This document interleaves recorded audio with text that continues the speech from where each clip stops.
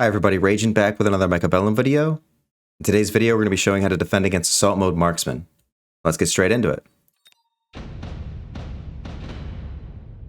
Starting out, I'm a Farseer specialist with Arclights and Storm Collars. My opponent is a Marksman specialist with Marksman and Mustangs. He's also picked up a couple packs of Crawlers here, so that's a really squishy opener. And it's looking good for the Arclights and the Storm Collars. I am aggressive, so I'm positioning forward, and he's also aggressive, so he's positioning forward. We have a little bit of ASSMEN aggro going on here. He's pushing this tower, and I'm pushing this tower, and whoever gets to the tower first should take the round. Something I have to worry about when I'm facing Marksman with Arclights is having his Marksman immediately snipe out my Arclights, which would prevent me from being able to take out his Crawlers and Mustangs. So I'm going to need some Chaff to help defend my Arclights from something like that. Also, in case this is not clear why I have a vertical and horizontal Storm Caller, the staggered pattern, or at least the different shooting patterns of each, tend to pick up a lot more Crawlers if they're shooting one at a time like this. They're also spaced enough from each other where if Crawlers get onto one, at least the other one can defend. And also, looking at my opponent's start here, he's positioned his Marksman in front of his Mustangs on the line, and that pretty much just screams one thing. I'm going Assault Mode Marksman. So he is going to be pushing us hard with Assault Mode Marksman.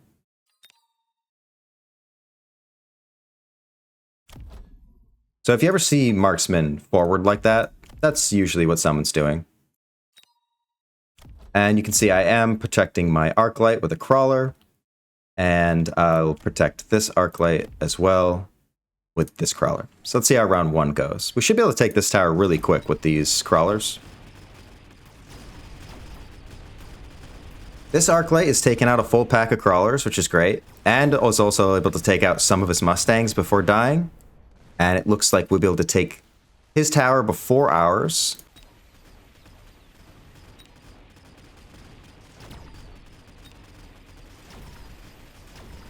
Taking out his tower allows our Storm Collars to take out a good amount of his Mustangs.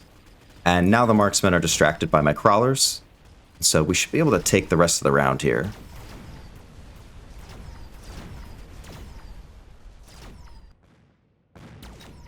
Pretty good. Again, I pretty much know that he's going Assault Mode Marksman now, just because of his positioning.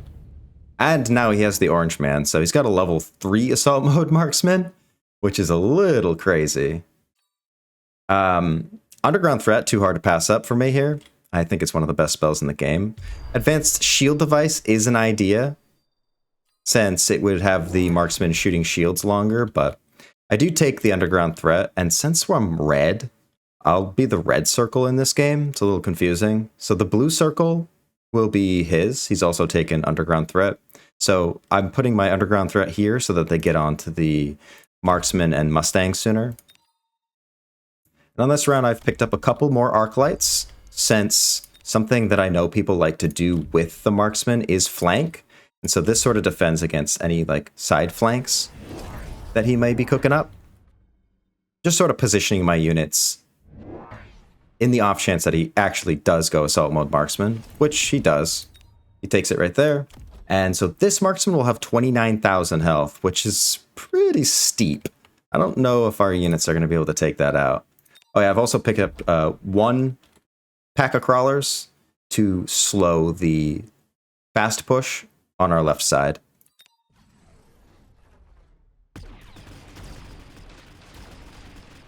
So both of our Underground Threats are coming out, but you can see that since this Marksman is so tanky now, it does take a little while to get through these guys. This Arclight is taking out quite a few Crawlers on his own, which is great.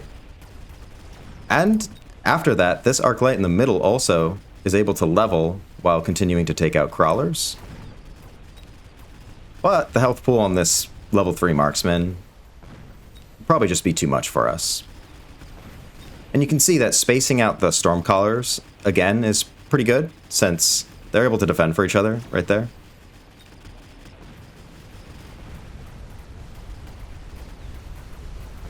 And we'll take everything down except for this big Marksman. We do have a Crawler up there on his tower. And so our opponent wins round 2 with a single marksman left. Not too bad.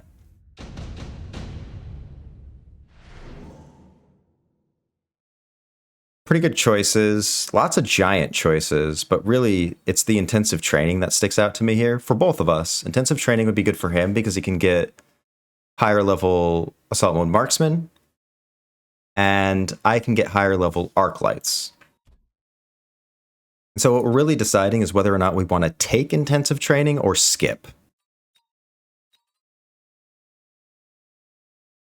Death Hydrax has skipped, and I have taken the intensive training, so I'm going to be leveling my arclights, and he's just going to be collecting some money.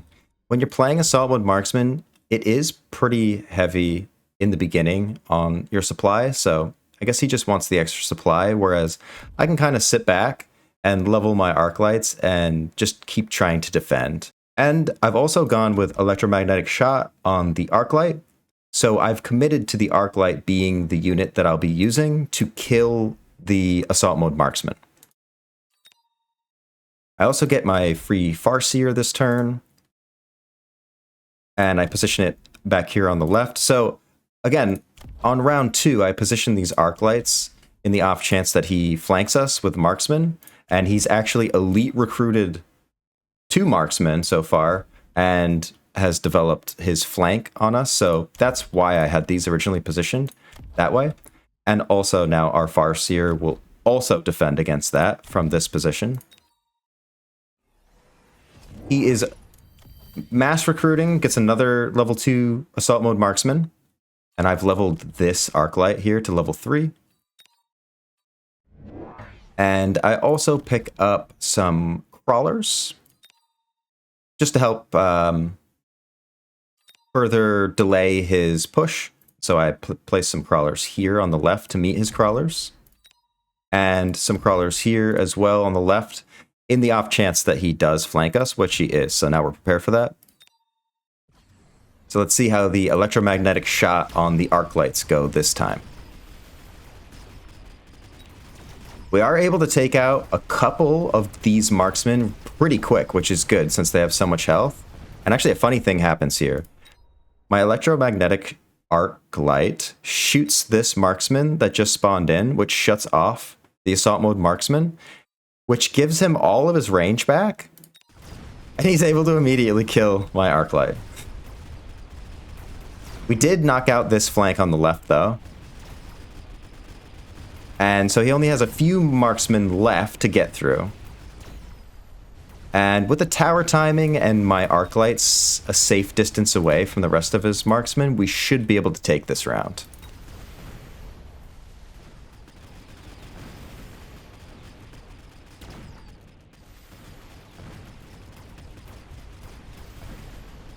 And these center Stormcallers are putting in work actually, pretty good. And we have like a couple things alive long enough to distract, and we are able to take the round with a single arclight remaining. And so something that you have to be thinking about when you're playing against Assault Mode Marksman is chaff clear. And we have arclights, they're pretty good at chaff clear, but I'm also opting to use them as my main weapon.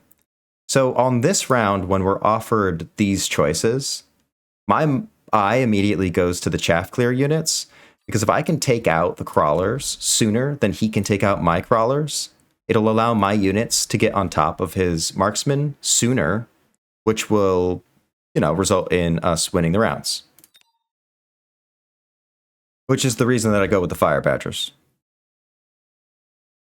Fire Badgers are pretty good at taking out crawlers, and then my arclight should be able to clean up the rest. That's the idea. I've also opted to position them both over here on the left. I suspect he probably will be developing a pack of crawlers here to defend the marksman that he's placed here in my flank. And I've also put some Fire Badgers here in the front to take out 1, 2, 3 packs of crawlers. And then hopefully they'll also tank a couple shots on the from the marksman, and then our arclight hopefully can take them out. So that's the idea there. My opponent has gone with the rhinos. So when we started the game, he had a layer of marksmen defending mustangs. Now he's added another layer which is the rhino here with photon coating. So I don't think he needs photon coating. I mean, photon coating, what it really does for him is it allows them not to get electromagnetic shot. And now basically they'll be full speed instead of taking that 40% slow. So he's added another layer. Now we have to get through the rhinos to get to his marksmen, to get to his mustangs. I kind of like the idea. And something that I'm definitely thinking about on this turn is my only upshoot is the Farseer. So if he adds air units, I'm a little bit screwed because this is all I have really. So that's in the back of my mind, but I know that I need more, right? Like I'm not sure what he's picking there. And I still need to be able to take out this flank, which got me last time. And it would be nice to be able to efficiently clear these crawlers. So hopefully these fire badgers can do a lot of work. And we still have 550 supply to spend. My opponent has already spent all of his on these rhinos. So I get more crawlers. And I get another arclight. And I'm developing against this flank back here. I grab the field recovery and I sell one of the Stormcrawlers, since last round it didn't do as much as this other pack of Stormcrawlers, and I'm also taking range now on Arclights. So that's all my supply spent.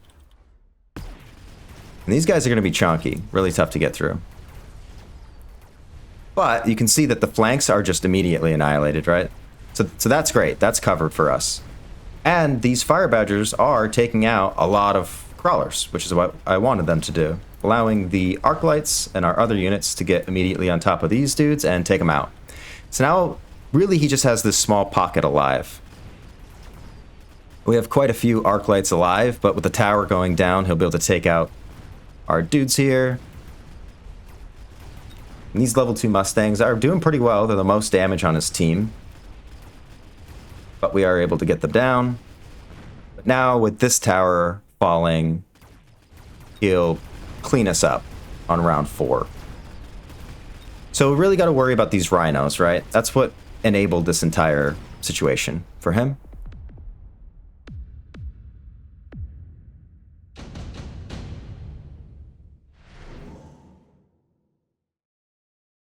Few good options here. The Wasp Swarm kind of sticks out to me.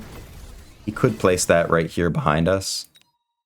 I could also place it over there behind him, but I kind of feel like I need to beef up my units a little bit, so I go with the Amplifying Core. He also takes the Amp Core, and he's decided to stick it on these Mustangs back here. Good item for Mustangs. I've leveled this Arclight again, so now he's level 4. And my answer to the Rhino is going to be Steel Balls. So I picked up 2 packs of Steel Balls, and I immediately range them so that they should immediately start taking these Rhinos out. So now that we've removed the Rhinos, the Arclights, again, just like on round 3, when we first took electromagnetic shot, it should go pretty similar. Like the shots should start hitting the marksman sooner and clear faster. Hopefully the Steel Balls can take these guys out quick. And there's kind of an interesting concept here.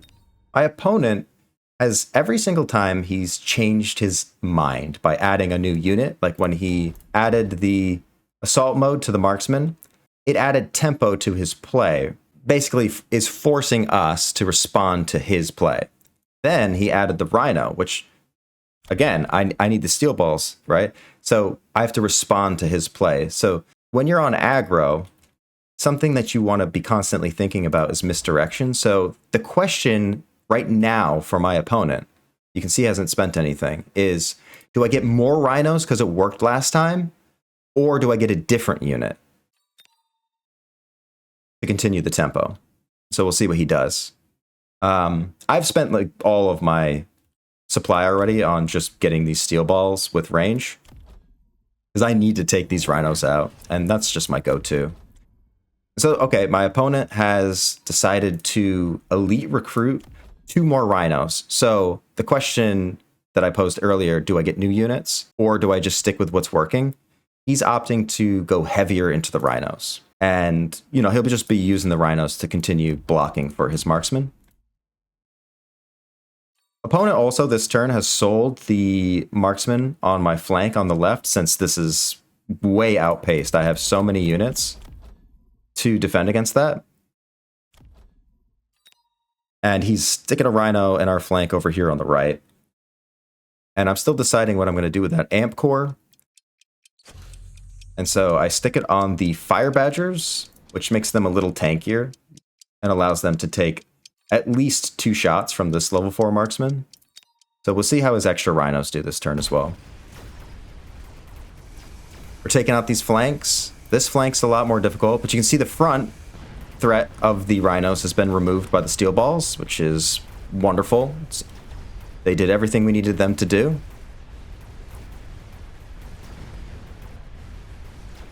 We're taking out the marksman. And we're taking down his towers with the steel balls. So this round is going phenomenal for us. The addition of the steel balls was, we were able to crack the front of his board really, really quick. This Arclight being a champion back here, able to take out that rhino. But we will lose him here. It's funny, the electromagnetic running out. So he was able to target and then not target and then target again. We do win this round as well. Get some more free units. Nothing really stands out to me here. Like, I can't use Typhoons very well because he's got the rhinos. I can't use the Sandworm very well because he's got the rhinos. I can't use the Vulcan. I mean, I can use the Vulcan, but like, I already got the Fire Badgers. And the Melting Point really is not that bad. Like, he does have some pretty tanky units, but it's only a single beam. So, and I already have the Steel Balls. Opponent has taken the Typhoons and immediately gone Barrier and stuck it here in the front. So now we won't be able to do things like missile his rhinos, you know, and they're just further defended. Just adding more stuff for our Steel Balls to deal with. Also is sticking Typhoons over here in this flank, so developing this flank even further. Opponent also taking Impact Drill on the Crawlers. Wants to beat our Crawlers, and also it is the turn where our Underground Threat is back up. So in case I click Replicate, Impact Drill still defeats Replicate, and it's the cheaper option between Replicate and Impact Drill, so that's why he takes Impact Drill. He's worried about me going Replicate Crawlers. Looking around his board, I keep seeing these Mustangs. Every time I click on them, I see that they have the most damage in the game. And these Mustangs over here also doing the second most damage on the last round for him. And so because of that, armor is starting to look pretty good for me on Arclights. Also suspect that he's taking Typhoon, and armor will also be really good against the Typhoon as well. My opponent grabs a couple packs of Crawlers back here, wants to defend against the Underground Threat, like I mentioned before, and I'm really thinking about how to spend it. I do take the Melting Point, and then I immediately sell it. So now we have, after these levels on the balls, 1550 to work with.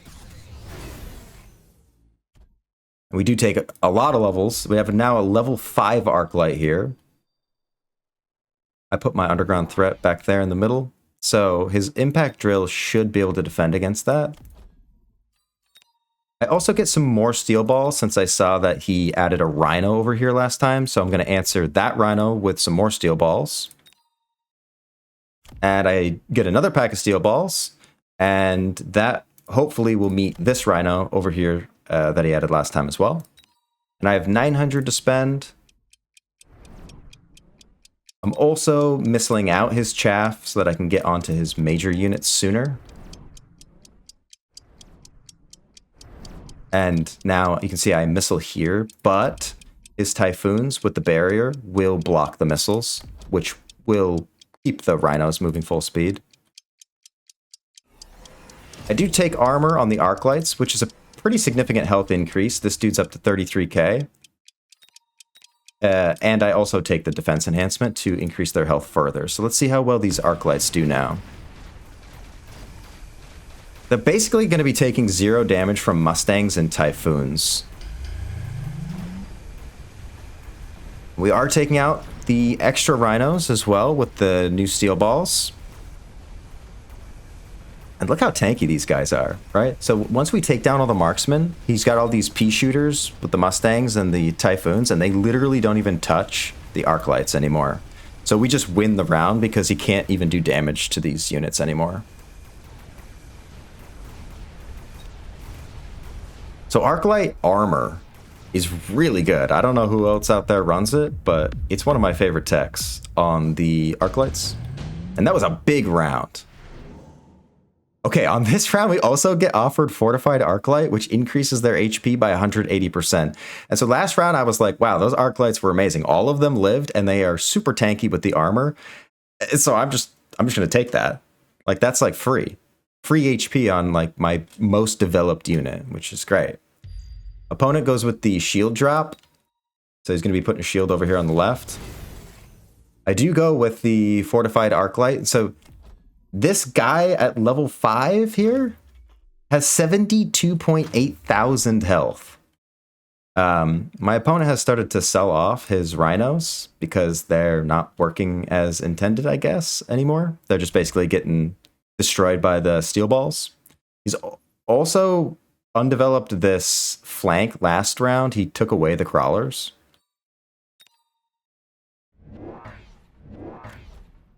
And my opponent does something kind of interesting here. On this round, Improved Overlord was a card that was offered.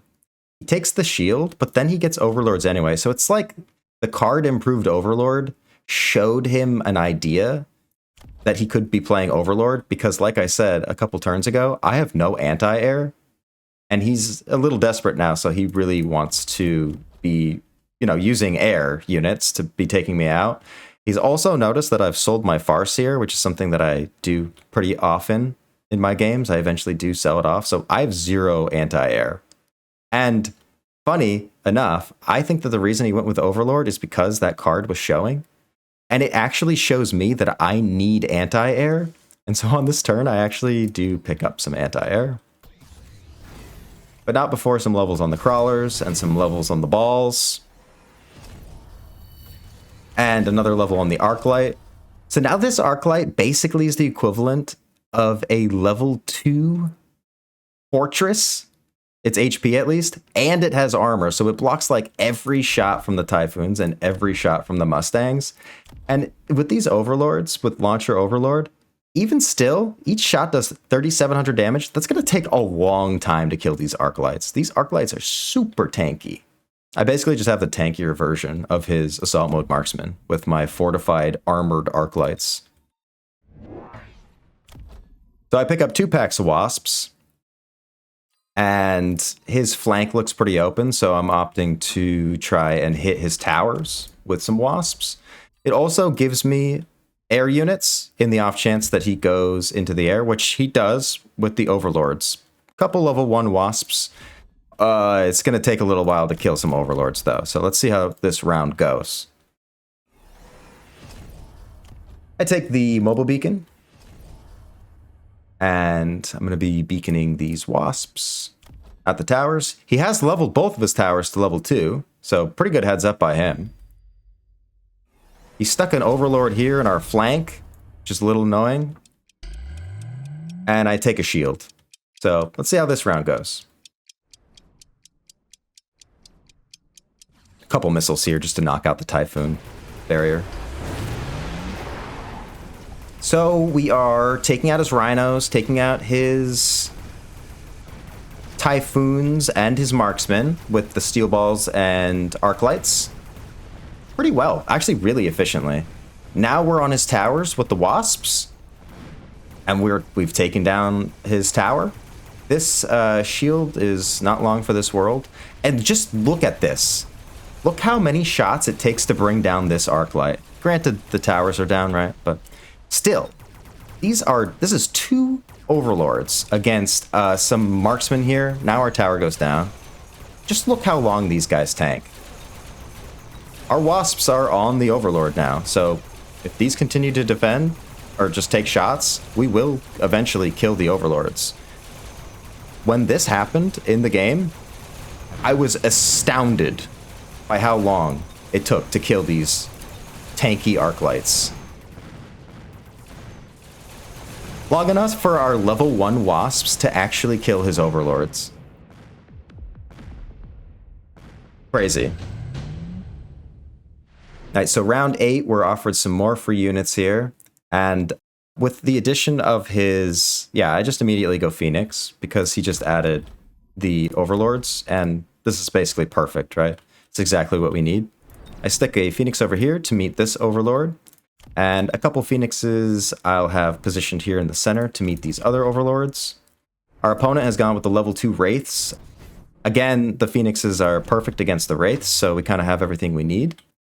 And on this round, since he sold his Rhino last round, you can see I sold one of my steel balls here that was intended for the Rhino. Since I just don't need them anymore, I'd rather have the money. And I have 1100 supply to spend. I do take the levels on the Wasps. And I jump drive them back so that they can defend against the Overlords. Opponent has picked up 2 packs of Mustangs to defend against our Wasps that we had last round. Unfortunately for him, we've moved the Wasps back to our side, and his Mustangs do 0 damage to our Arclights, so that'll be a little unfortunate for him. So just sort of deciding what to do. Do I want to, right, do I need more defense with the Wasps, or can I put some Wasps in the center?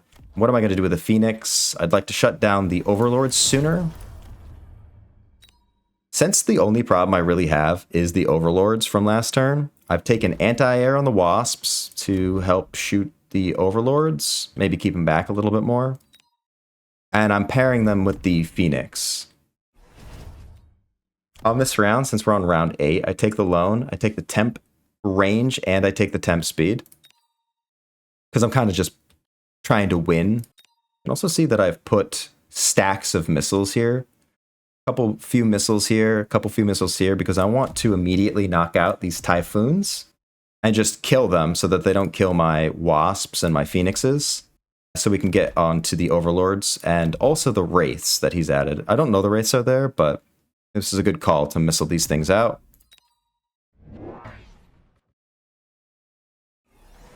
Opponent also picks up another level 2 Wraith, and I pick up a couple more packs of Wasps. And that's all my money spent, so let's see how this round goes. And he's mobile beaconing his Wraith to our tower here.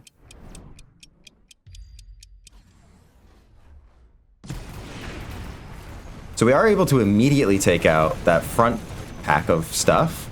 And now you can see that the Wasps are going to be distracting for a little while, long enough for the Phoenixes to take out the Wraith there, which is super important, and the Overlord. Okay, so everything's been deleted. That was super fast, and now all he has left are these Mustangs, which can't do damage to the Arclights. So we were able to defend against all of the little problem spots long enough, basically, to the point where he had no options left. The Wraith was a pretty good idea. If he'd taken range, it would have kept them back at a safer range to be able to take out our Wasps sooner. But I don't think that it would have made a difference. We had all of the problem spots solved, so he couldn't really develop a flank here on the left because I have so many units back here. He couldn't really develop any further into the flank on the right, again, because I have so many units to just defend against it. And our Arclights, again, this guy has 87.3 thousand health, so it got away from him. He did recognize that he needed to go into the air, but unfortunately for him, I also recognized that I had no anti-air on the same turn that I bought Wasps, which were able to clear the Overlords. And on this last round, we were just gifted the Phoenix, which was the perfect answer to him developing into the Overlord. And so we just shut down last round super hard. That was crazy, actually, how fast. And him grabbing the Mustangs also on the last round didn't do him any good since I took the Wasps off. And then they just got stuck at the end, shooting the Arclights and doing 0 damage. So after playing this game, I think I've kind of been sleeping on Arclights a little bit because they did incredible. They're definitely in a really good spot, a really strong unit right now. And also very effective against the assault mode marksman pushes. So this is a rare one for me.